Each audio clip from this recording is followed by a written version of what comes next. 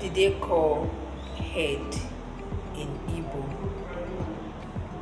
Head, isi. Okay. What did they call blind in Igbo? Blind. Blind, easy.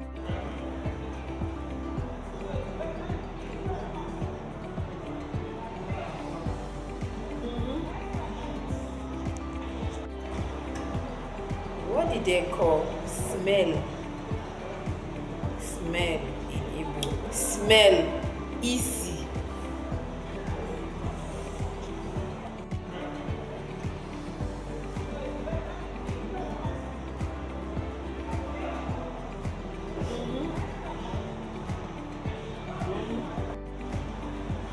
Okay.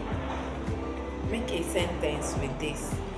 The blind woman's head is smelling. The blind woman's head is smelling. Isi nwanyị isi na-esi isi. Isi nwanyị isi na-esi isi. Isi nwanyị isi na-esi isi. Confusion is very, very simple.